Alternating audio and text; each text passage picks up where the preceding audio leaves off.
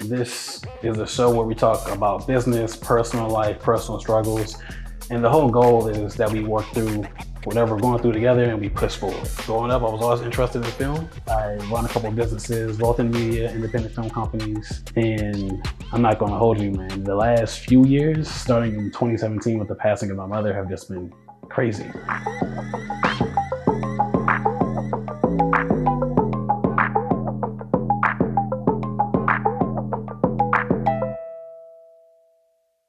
What's good, bro? Yo, what's up, man? How you doing? How you living? It's been like how long, bro? How long Cali? Since Cali? 2-3 years. 2-3 years. Something like that. We are both on a whole different journey of life since then, bro. It's crazy. It was wild. Literally party days. Now it's like parent days. Bro, it's insane. You were even during those times, I think I had Noah. Did I have Anaya, my daughter? You ain't have her yet. So yeah, I just had one kid, so I was still able to go out and do shit. Yeah. Now I'm about to have 3. I'm about to have 1. Yeah, it's insane. Yeah. When you told me you had a fiance, right? No, we married now. No, married. Yeah, when you told me you was married with a kid on the way, I was like, Terrence? Yeah. This guy? Yeah. I mean, I knew it was going to happen eventually, but I just didn't expect it this soon, bro. This seems soon, even though you about my age. How old are you? 32. Oh yeah, you about my age. No, I'm older than you. No, I'm 33. I'm 34. I'm glad to be here for this, a baby shower? Yeah. Bruh. Man, that's what I swear. Don't tell her I said this. I think baby showers are girl events. I don't know how we got invited to this. I don't know how I got invited to this. They're playing games, and then I'm also confused about the games because we, the couple, don't play it. Game number 1, guess the baby's name. I'm like, I got this. The problem is I get it wrong. Yeah. But I guess, they want us to be involved from the start, from the very start. I'm and involved. That includes. I am involved. I show up to all the doctor's appointments. So how many have you missed any? No. Because I haven't. I don't have 100% record for all visits. No matter, even with this third child, I want to say I'm a good 50%er. Oh nah. Yeah. I'm at 100% success rate. Well, that's dope, man. And this is the strategy. You get at 100%. Right. So you can miss the birth. And you can be like, I showed up for the most stuff. I realize when I talk about my sobriety journey and shit, I don't really get too deep into the woods about what that actually looks like. And I talk about I drink every night, but what are things that have either inspired me to get sober and stay sober, and then what are things that I was doing while I wasn't sober that led us here and whatnot. And yeah. we're going to get to this, but when you texted me saying that you had stopped drinking, in the middle of me having the thought of I want to stop drinking, was like, I never expected to hear that from you, man. Oh yeah. At all. Because my plan was to party. My plan was to my party God. all the. Oh my God. We don't need that. We don't need that. Yo, we talking about being sober. You got kids bringing up beer bottles. That's insane. Okay. But I didn't expect it, man. When you said that I want to tell you, it made me think, oh, this shit is possible. Right there in that moment. That was that far gone. Yeah, I was. But we'll get more into that in a second. I want to talk about that fucking Cali trip, bro. I flew out there and we was going to see Dave Chappelle. We was going to. We were trying to. This is my second attempt, by the way, to see Dave Chappelle in my life. And shoot. Man. You missed him both times? Both times. One in Charlotte and now in California. Yeah. When I was drinking, when I went through bad times, it went real bad. It was never if I'm good, I'm partying, having a good time. Yeah. But if I'm bad, I'm like a little crying, depressed, mad at everything. So I'm over here going through something in my relationship. What?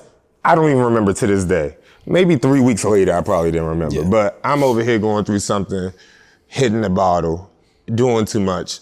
Then the day before, my school had an event where we was at Universal, and I got trashed there. Yeah. So then I came back, and we was at the house and continued to drinking. Yeah. Then the morning came, and we continued to drink. We woke up ready. I was like, hey, you ready for yourself? I don't know if it was me or you who initiated it, but whenever we link up, it doesn't matter what we're doing. That morning, we're drinking. We're drinking. We're drinking the whole time. Don't matter. That's the trip. We'll drink and we'll figure out what we're going to do. This is the only time we had something planned ahead of time. Yeah, exactly. Yeah, so we was drinking, and then drinking throughout the day. Then it hits nighttime. Because I remember we was trying to get the drink. We got the weed-infused drink. Yeah. Yeah, don't do that. Don't do it. Yeah, don't do that. That was probably the decision that caused the most issue right there. And then, because we had that on the way. Yeah, we were drinking it on the way. Yeah, we was drinking that on the way. We had regular drink on the way. And I'm an asshole, man. So we was driving, and this nigga Terrence was like, "Yo, hold my phone, yeah, so I can see the maps." And I was like, "Bro, it's right there. You're looking at it." I'm high as shit. I was like, "It's right there. You're looking." He was like, "Hold the phone." I was like, "I'm not doing that." He said, "All right." Just threw that joint out the window, and I was like, "What the fuck is going on right now?" Nah, because she texted me some BS, and I'm already heated, barely making it through. And I'm like, hold the phone. I'm pissed. You hold the maps, because we ain't gonna make it if it's just up to me. You like, nah, I'm good. I'm like, all right then, fuck it. Do you start arguing with some white woman outside? She's like, you can't throw the phone out the window. I forgot what I said. She has a valid point. You shouldn't throw phones out the window. I think you hit her car. That's why she was mad. Oh. And then you was like, I think you had pulled over. Was like, I can't drive anymore. I was like, oh my god. I was like, it's your turn to drive, and you over here. Bro, there's this one thing I can't do when I'm high. Like it's not a good thing, but I can kind of drive when I drink. Yeah, I can focus on that. Yeah, but if I'm high, my guy, I knew at that point. All right, he wants me to drive. It's not a good idea, but fuck it, let's try it. Yeah, see, like as you was like, I can't drive. You just stopped the car and pulled over. Oh, god damn it! I was like, guess I have no choice now. You just stopped and started walking out. We weren't pulled over like on the shoulder. He was just in the exit lane. He was like, I can't drive. He stopped the car. See, it sounds bad, but the traffic was slow. It was slow. It was slow. It was a Dave Chappelle show, so. The people behind me pissed me off because like they beeped the horns like they had somewhere to go. Like we weren't moving. We're all in line. I'm like, I can't take this. When I tell you that walk around to the driver's side was in slow motion for me, bro, I was like, oh god, all right. So I'm not sure. I don't even know what was going on from that point. I just know at some point we got to this gas station. Yeah. No. We got to the part where the guy was asking me, "Hey, you going to the Dave Chappelle concert?" I go straight, and I was like, "Yeah." Okay. Like, I don't know what he's saying. Yeah. I'm just like seeing his body language. I'm like, oh, he's telling me something about the concert. Yeah. And his arms are pointing this way. Okay, I'm gonna go straight. Okay. By the time I saw more traffic and I knew I was gonna be here for at least another hour, I was like, yeah, I can't do this. So we ended up in the 7-Eleven or just something. Parked somewhere. I just parked and I was like, still freaking crossfaded as hell.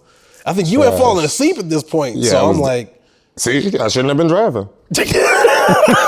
Hey, neither of us at that point should have been driving, man. So then I wake up, I was like, yo, we didn't make it to the concert. Yeah. I got an Uber. I'm gonna go back home because I can't drive. Yeah. Hindsight, I should have just slept it off at the gas station and then drove home afterwards. But at that point, I thought I was gonna be high the whole night because that's usually how it works for me. You was gonna be high the whole Exactly. night. That's usually how it works for me. I was like, I can't. There's no way I'm going to be able to get home. Yeah. And at this point, I'm not going to trust you to get me home in the car either. So I was like, let's get this Uber. We've been going back to the crib. Yeah. And I think this may have been the first time that I've seen the angry or sad drunk side of you. Because usually when we get drunk together, it's usually a good time. It's a good time. It's a party. I've never really seen so I did want to ask you about that. Like in that moment where I guess when I told you, like we was gonna miss the concert. So like, what happened there? Like for you, like how did that hit you and shit? That literally, I've been through a lot of experiences drunk, and that was the one that was the reason why I got sober, because of that event. Because we both grew up loving Dave Chappelle. I didn't have I don't talk to a lot of people. Yeah. I mean, I talk to them, but I don't keep them close. Yeah. And I felt like I was finally about to lose somebody close to me because of my actions sitting there getting like trash like that. And then I was like, I gotta do something about this. And that's what got me on the movement to start getting sober. Cause I was like, I screwed over somebody I cared about. I was just gonna say, and it's something I said to you before, like, I don't see that as a mistake on like your end. Like that was a collective. We both made collective choices that night. Yeah. That led to what happened. Like me, all I had to do was hold the phone. Like I think that's what maybe I didn't know about the text until today. So maybe that's what set shit in motion. Yeah. Because for me, I was like, why the fuck do you want me to hold this phone? Like it's the GPS. Let's put it down. It's gonna tell you where to go in my head. Yeah. But I was also high and drunk. So like I think the asshole in me just comes off even, it's just like, nah, you're not gonna tell me what to do type shit. I ain't your assistant, nigga. Like that, I think that's what, I think pick that's up where, the phone, yeah. And I think, you know, for whatever reason, that's what happens that's what happened in that moment. Yeah. But I think that's what also jump started. It could have been the text that incited it, but then it was like me just being the extra asshole. It was like, all right, that took it over the top. Nah, I don't blame you for that. I literally took. I'm saying, I don't blame you for missing the Dave Chappelle concert. Like it was literally me being too high and drunk to drive. Like, and we left at a dumbass time. We left at the start time. We left at like, we left like 30 minutes before it starts, knowing it's about an hour away. And then we didn't even add in traffic. Yeah, it's Dave Chappelle. Like, we're supposed to get there like at least 2 hours early type shit. And then, bro, we usually do this right. We usually get to the place and then get fucked up. Yeah. And then party and then go back and we good. So we just made a whole lot of, so I say all to say, I didn't blame you either for missing Dave Chappelle. I think for me, the biggest thing was the phone being thrown out and then me seeing, like, I think you called your sister at one point in the Uber. And like, I could see it was an extremely tense moment. That was me seeing you at a level I've never seen before. Yeah. And so I didn't know, I was like, so I guess another question is like, is this, like, has that happened before? Is that something that you think is caused mainly by alcohol, or is alcohol like a contributor kind of thing to it? Like, what would you even consider that? Like I think it's a mixture of everything at once, and then me not having coping skills. So work was rough, relationship was rough, and then I'm drinking to solve every issue instead of just facing the issues. So when I'm drinking, I'm just sitting there going through, like, instead of like figuring out how to solve it, I'm just like getting more and more mad about it. Yeah. And it just kept going. I don't know. It was just a lot going on in life, and then I'm trying to do everything not to explode. Yeah. So I'm just drinking to just bottling that shit up. Just bottling it up. And the energy gotta go somewhere. Nah, facts. It gotta go somewhere, yeah. Yeah, I don't know. What's the question again? Let me get the question again. Has that happened before? Like, yeah, has that happened before? Yeah. Couple times here and there in college. Couple times. I remember one time I went to a camping trip with some work friends from back home. Yeah. And then we was all just drinking. And then I had to piss off a mountain because we're outside, there's no bathrooms. Yeah. So dude comes up to me joking that he was like, yeah, I recorded you peeing. Why? Who jokes like that? I don't know who jokes like that. But I couldn't let it go. Yeah. I couldn't let it go for the rest of the night. I almost got in a fight with a trash can because I was like, who was that up there? Like, because I can't just smack my coworker. Yeah. So it's like, why would you? Yeah, I got you. But yeah. Was drinking involved with that too, or was that just? Drinking involved in that too. Drinking's always involved with my major blow-ups, because usually, like, now, been sober for 2.5 years, something like that. God damn. Yeah. Good shit, man. Thank you. Good shit. Yeah. But now, I don't even get to the point of blowing up. I know, like, the signs of work is wearing me out, I'll take off. Yeah. She's stressing me out, I will go outside. Yeah. You're gonna do what you got to do to, Yeah.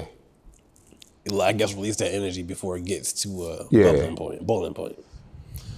And the drinking just covers it. It doesn't solve it for real. The feeling is still there.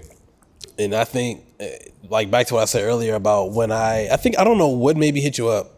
I don't know what it was. So I forget exactly what I said, but you had responded with, "Yo, I haven't drank since the Cali trip." And it was because in that moment I was in the space to where I wanted to slow it. I wanted to stop drinking. Yeah. And I was trying to slow down, but I kept doing it. I was still drinking like every night basically. Yeah. And it felt like I couldn't stop. And you were like, so my question to you was like, how, like, did you feel better? And you like, hell yeah. And that's again something I would never expect because me and you, like, I think y'all know, man. Me and Terrence We used to drink. turn up, bro. Like, Turn up. we drove from Charlotte to Atlanta to see Lil Wayne for 2 seconds. Oh, that Lil Wayne concert was fun. It was Blink 182. Yeah, but we're not talking about Blink 182. Opened, and we seen him. He did like 30 minutes, and we left right after that shit because I don't know what the fuck a Blink 182 is. We did a little bit of the mosh pit, and we was like, all right, that was fun. And we drove back to Charlotte from there, and we was turned up. We even got some fake grills. Oh my God, I forgot about the fake Every grill. time, and me and you went to New Orleans a couple years in a row or whatever. Yeah. And it was always a turn up. So hearing you say or seeing you tell me that you had stopped drinking and that you thought it was a good thing was like, holy shit. Okay, not only is this man doing it, but I can do it. Because like if he can do it, like it has to be possible. Like it can't be. Yeah. And then it's the because that conversation that happened last year? What? But that text conversation when you told me that you had stopped drinking? Yeah, that was last year. Last year is also, do you remember Deja? Yeah, Deja died. From alcohol poisoning. And for me, it's a duality of where, if I had to put myself in her shoes, like that could have been me too. If I kept down the path that I was going. Literally. Because she also drank to drown stuff, or just to get by. She was drinking way more than me and you type shit. Like, and it was every day for her as well. See, that's the alcoholic in me. I'm like, no, she wasn't. She wasn't gonna beat me. She was beating me. I tell you, I take defeat. She was going for it. And I don't understand why we're proud of stuff like that. Like, I can outdrink you. Isn't the goal to get drunk? So I would want to get drunk with the least. Yeah, right. The goal would be like, I took half a shot and got drunk. I took a quarter of a shot and got drunk. Like, nah, I took 10 shots and I'm just tipsy. Fuck. I did drink too much to a point where it took a while for me to feel the effects of being drunk. Yeah. And then by the time when I did get drunk, when I felt it, it would be past my limit. Yeah. So then I'd just be too fucked up to function.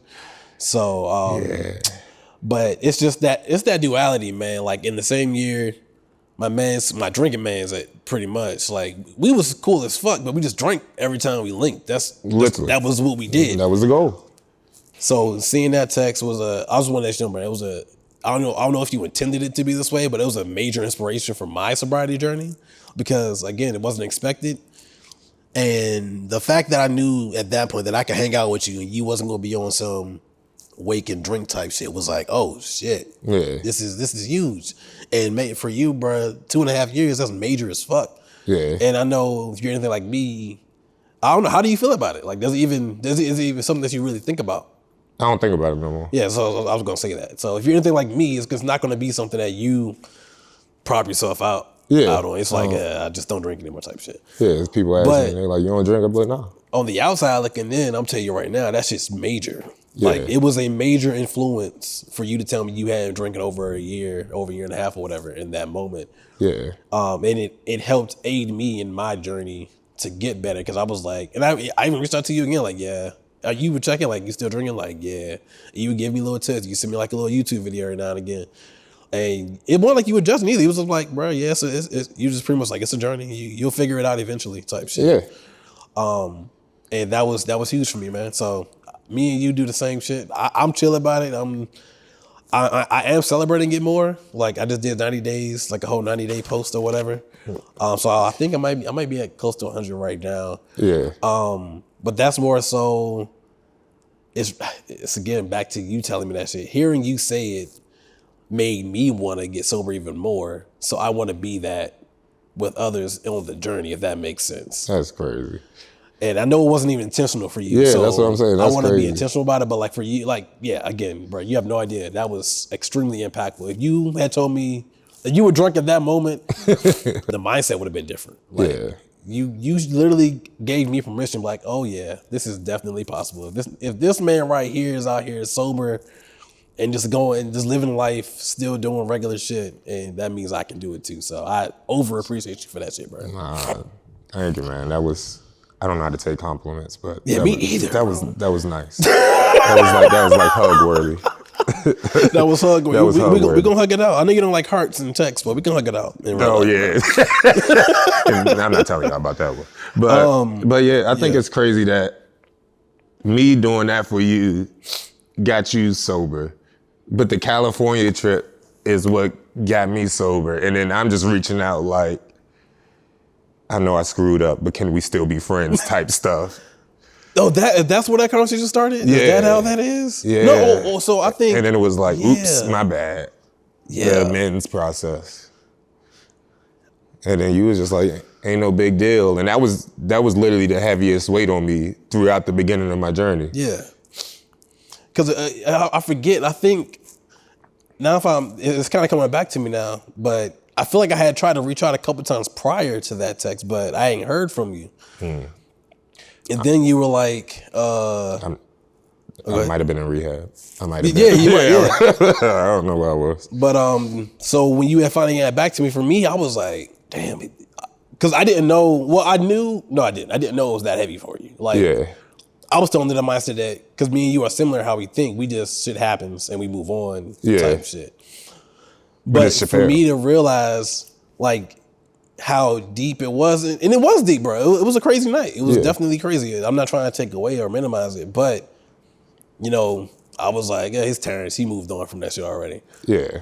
But to hear you kind of take all that guilt again, one, it wasn't your fault, bro. We both made choices and decisions that understand. night. We I both understand. did a lot of shit. But I do think like we all have those moments. Like outside of you telling me what you told me, I started doing like shrooms and fucking acid in 2023.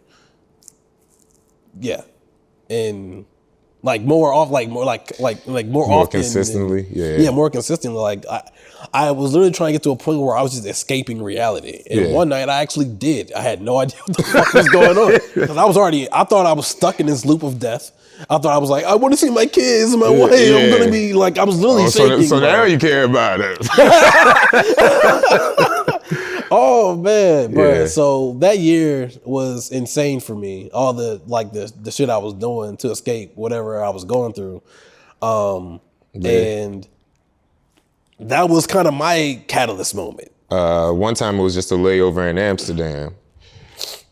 You know, get off the plane, got a 7-hour layover. What else is there to do? Take 4 shots of Fireball and take the whole handful of shrooms and then get back on the plane. Oh, y'all wild. We didn't do that. I did that. He was just like, you're tripping. Yeah, you are. And I was just like, all right. So I jumped back on the plane. And before the plane came, the trip started hitting. Oof.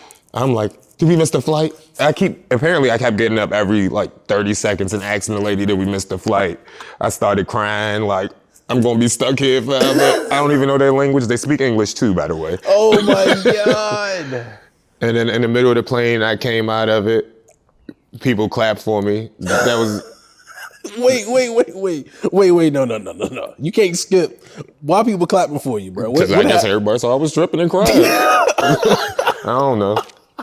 I don't know. One dude was like, it's okay, and patted me like a dog, and I finally felt good. Finally felt confirmed in life. I was like, it is okay. It is okay. So I pulled a shot out of my pocket and took another shot. But that has nothing to do with anything. Nah, after that trip experience, I had to drink some more too, bro. Yeah. That shit was too intense, man. God damn. And then I had another shrooms trip where it was a 4-way room like this. And then I thought I was in limbo in this room, thought I was in heaven in this room, hell in this room. Bruh. But I couldn't get stuck in one room for some reason. I don't know, man. Shrooms ain't it. Bruh, it literally felt like, because I did shrooms again a little bit after that. Like, not to that point. Like, by myself in my house in Charlotte or whatever. And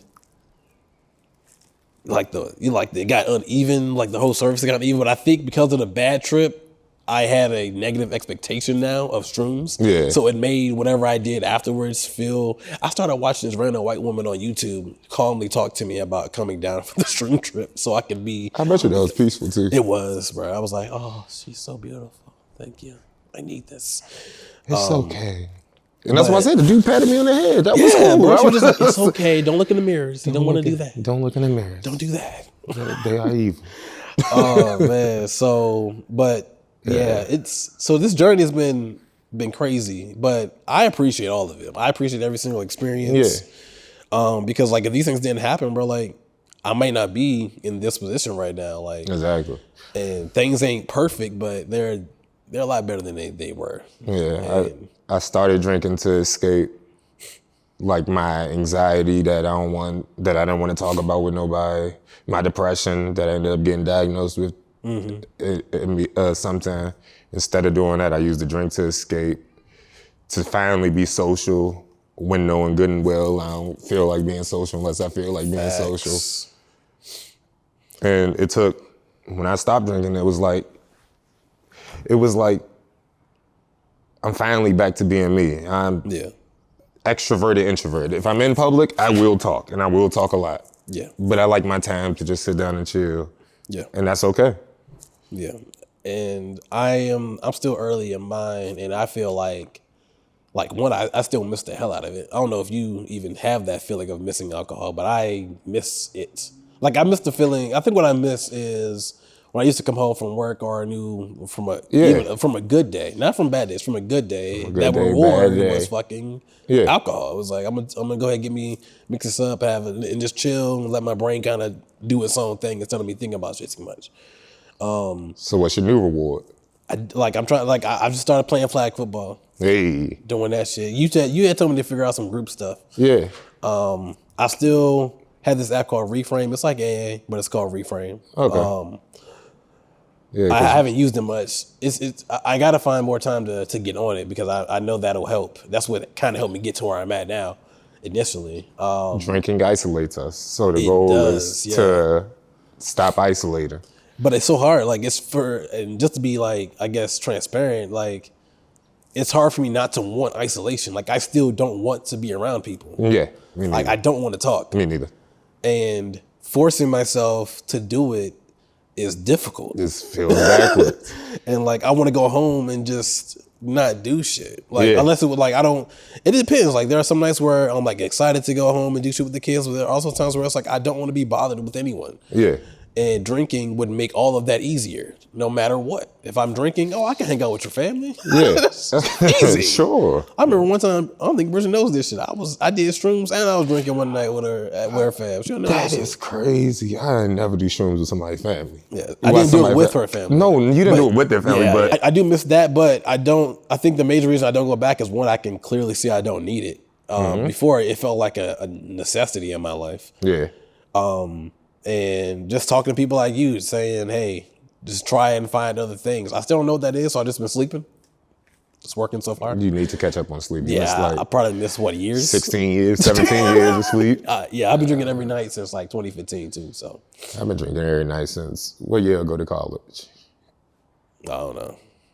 We graduated 2010? Yeah, we graduated 2010. 2011, I've been drinking every night since. I was drinking a lot since high school, but that was more like parties and shit. Yeah. As far as nightly. But you see how it started off fun? We started off doing it as a social thing. Yeah. And that's why we enjoyed it. So now to find a way out of it, we need to do something social. I had to do everything. I did kickball for a little bit. I think I'm gonna start getting into that, yeah. I did a painting class, which I don't know why I thought this was gonna be a good idea because I never liked painting in the first place. But did it turn out to be a good idea though? It was just a good thing to say no to.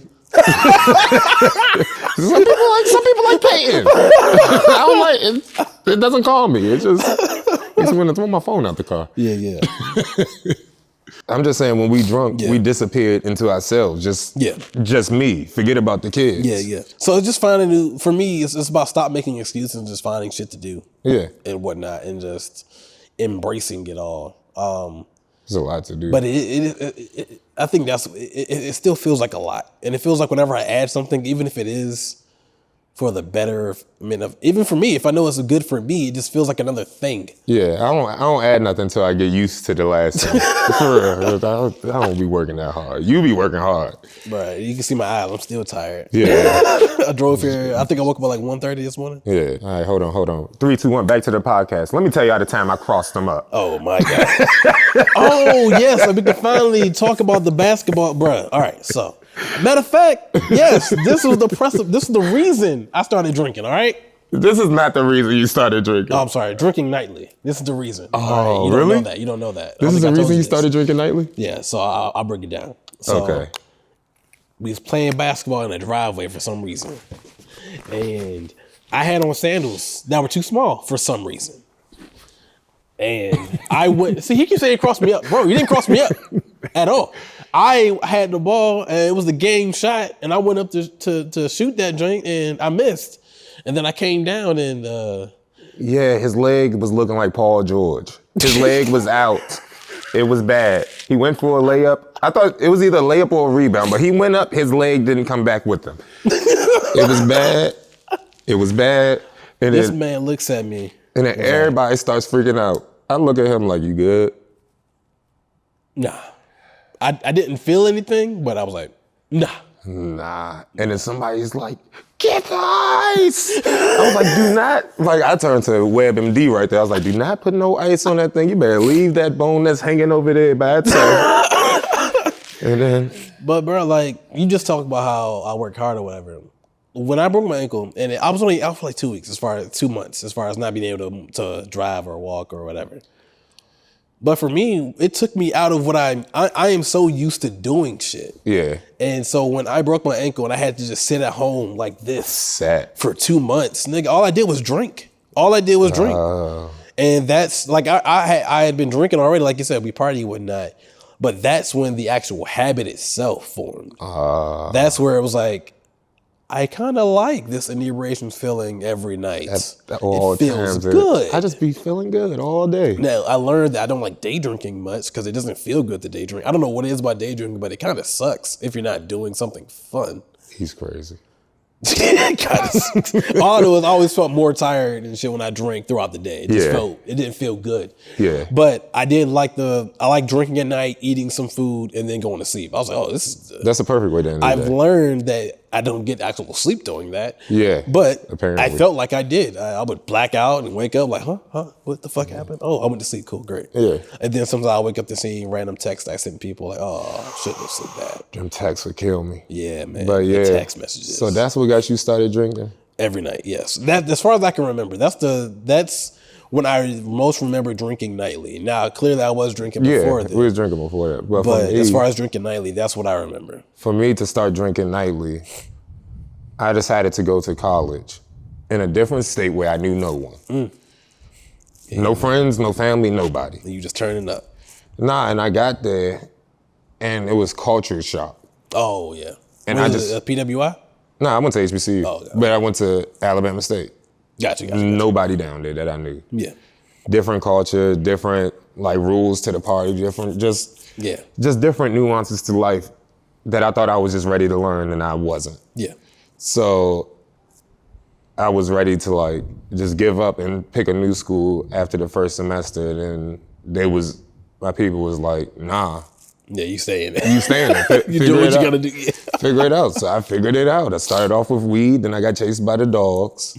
Yeah. Oh my God. Yeah, we had 17 blunts. I put them in my sock. My friend from Chicago was like, hey, OG, the dog's coming. So they like came into my room. dogs? Yeah, they came into my room, but I left through his suite. And then he told me when they got away. So I was like, maybe weed is not the answer. So then I switched to liquor. Yeah. And then You from just there stuck on, there. but I never solved the problem of being alone in a different state. Yeah. Just wasn't mentally ready. Yeah. Yeah, it makes me think about, because I went to Charlotte. Well, I'm still out there now, but I left pretty much everybody as well when I went to college. And against my will almost, for real. I don't know if I told you this, not literally, but like I didn't want to go to the school I went to. I'm not for sale. I didn't want to go to the school I went to because, bro, my mom had to call them to see if I got accepted. And I was like, Mom, that's ghetto. This is HBCU. I was like, this is too ghetto. Yeah. I don't want to go there. Because I didn't have good grades. So that was like the only school that accepted me. Yeah. And I wouldn't have minded it if they actually sent the damn letter. But I'm like, you had to call to see if I got accepted. Like, Mom, come on, this is clearly low tier. I don't want to go there. Like, I was going back to PG. She thought I wanted to stay for Ari because I was dating her at the time. And I was like, because I'm like, I don't know if you know, but I'm like, Mom, you know I don't make choices like that based on shit like that. Like, that's not even how I do make dumb decisions for women. But I'm not going to change my whole trajectory of life for them. Even at that point in my life. Yeah, I wouldn't skip college for no reason. So she was like, you either go there or you gonna live with your dad. And I was like, one, he ain't been around in X amount of years. I don't know if he'll just literally accept me. One, two, all right, I guess we're going to Charlotte. Yeah, so you got forced to Charlotte. I guess we're going to North Carolina. Shit, fuck it. Yeah. And it was a good decision. I was the first film graduate. The person who interned with my company is the last film graduate, I believe. The teachers were dope. I made some really good connections, but it was a good experience though. I met some good people. Yeah. So maybe that was the difference. Like, I didn't have to.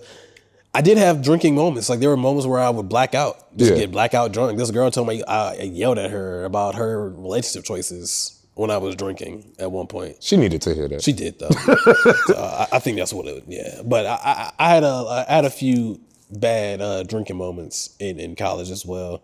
It just got amplified right at graduation. I think that's what Nishan's drink was. It was a graduation, surprise graduation cookout.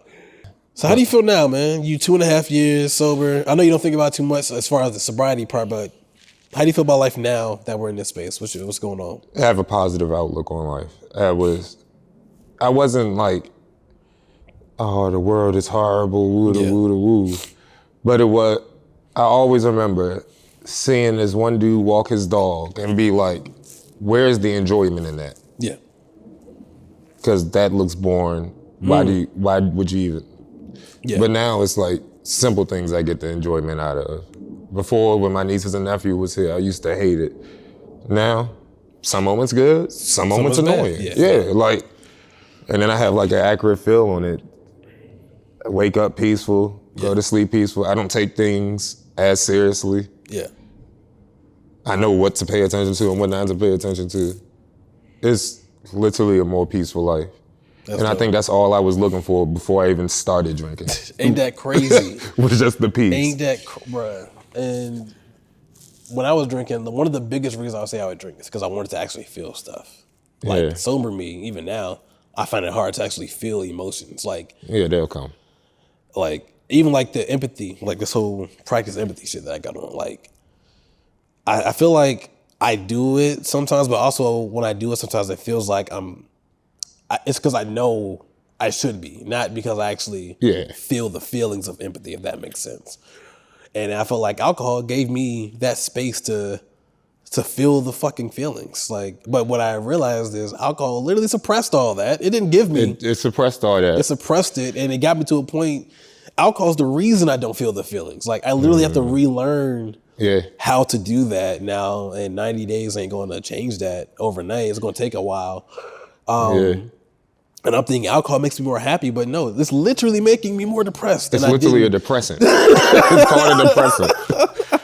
So learning all that, those are, even though I do miss the feeling, those are the major reasons I don't go back, is because the things that I was looking for in alcohol are not possible with alcohol. And realizing that is huge. I feel like we're chasing that first high that we got from the alcohol. For real. Yeah. Because that first time, you was like, I was like, this is it. Yeah. Like, I got to do this again tomorrow. I got to do this again. And then you do it, and it's not the same. He was like, that's pretty good. It's pretty good. So, consistently, better than normal. Yeah. Ain't you a psychologist or some shit? No, PE teacher. That's it. Don't you want to be a psychologist or some shit? I'm going to make it happen. But bruh. It's time for her to follow her dreams first. And then once she does that, then I'll do that. Okay. What's she doing? What the wife doing? She's doing astrophysics. Bro, you ain't never doing that. I ain't never. All I'm saying, when she finished school, I was like, bro, she about to be on that track for a minute. We gotta have an income coming in. Yeah. So my income's paying for everything now. And That's dope. And I'm like, it's only gonna take me about 2 years of classes. Yeah. Hopefully, if I so find she it. gonna kind of get settled in her career type thing, and then give you the space to. That's fire, man. That's kind of I want to be that for Bridget. Like right now, we both have to work. Yeah. Like we don't have the. We probably we have to downsize and do things to get to the point, but right now we both have to work. I would love to get to a position where, because she has things she wants to do school wise that she can't because of time and kids. So what if I get in a position where I can financially take care of everything and she can kind of go part time, freelance or whatever, and do what she wants to do. She wants to be a paralegal. That takes school and that takes a lot of stuff. Time, So, bro, you just gave me an idea, man. You just gave me a perspective that I haven't really considered. Like. I've always wanted to kind of be in a position to where she doesn't have to work. Yeah. But I keep forgetting that it can work both ways. Like we can get her to a point where she gets in that position, and then I can kind of relax and do what I need to do. It doesn't have to be one way, shape, or form. So I appreciate that, bro. I haven't thought about that this whole time. I didn't even think it helped. I wasn't trying to. You said it. Again, just like the text. You got me sober, bro. You helped me get sober. This is stressful. Getting compliments. It's like walking down the street. That's a good walk. I don't know what I did. I can't take compliments either, but your last thoughts, last thing you want to say about either your sobriety journey, where you are, what the next steps for you are. I know you're not on social media, right? Mm. So yeah, what's the next steps? What's next for TJAC? Stay sober. Yep. For you to stay sober, it gets better. Okay. Keep doing what you're doing. Some days will be good, some days will be bad, and then eventually it'll just be more consistent good than bad. But don't pick up the drink. For me, a baby coming. Whew. Baby, what's she do? Or when did he do? In May. Summer baby, nice. 2 months. You excited? Yeah. That's dope. I'm excited, I'm nervous. I'm like, I want to do things certain ways. And it's not like I'm going to have my kid only play in this sandbox and this. It's just, I don't want the feeling that if my kid goes through a crisis, he can't call me. Yeah. But I also don't want my kid to be one of them soft kids that won't run into a wall. I want you to have a balance. Yeah, you have to be able to willing to run. So I don't know. You never know with these kids, man. They'll start out one way, and then there'll be a whole seeing them grow is beautiful, but it's also like you start to think, all right, what did I do to contribute to this? Every single time you go through that. I'm like, all right, we got because sometimes for me, like I try to limit my own insecurities. Like when he's like playing on the playground, I have to stop myself when he wants to play with another kid and that kid rejects him. I have to stop myself from trying to save him from that shit. Yeah, let him get rejected. I let him get rejected, but in my heart I'm like, because I'm the kid. Yeah. I remember that shit. People didn't want to play with me, yeah. And it hurts. But I'm like, nah, you can't put that insecurity on him, and I don't. But it's hard as fuck when you see your kid get hurt, like running into a wall. Like I tell Bridget, nah, let him fall. Let him burn himself. Yeah, because they're gonna learn either not to do the shit that they're doing, or it's gonna just give them resilience type. So yeah, you can try your best to mold them though. Oh, I have no. It's not that I have no faith. It's I don't know the outcome. Yeah. But kids are kids. They're gonna learn from other kids. Exactly. Whether you're homeschooling or not, they're gonna learn from society whether you're homeschooling or not. You just gotta kind of. I ain't about to homeschool. I kind of want to, man. I'm thinking about it, but I don't have the time, and I'm not gonna make Bridget do it. So exactly. But there's like homeschool programs where there's co-ops, where it's like really the neighbors teaching them. I'm like, that's just school. Hey,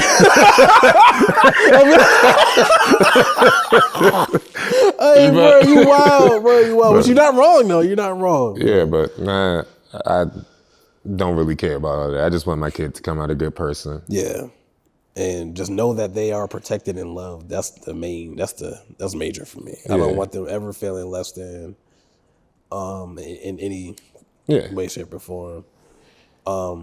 So with that being said, bro, I appreciate you. No problem. Yeah. This is dope. This is my guy, Terrence. You never see him on social media, so get a look at him here. I don't trust social media. Y'all be causing all that drama. I kind of want to be like him when I get older, so I'm going to end up off social media. I'm gonna have a ghost do my social media post for this eventually. So. Yeah, if you want to find me, I'm in person. You might see me at a store. At a grocery store At somewhere. a grocery store, convenience somewhere in store, life. gas station. So with that being said, bro, we out.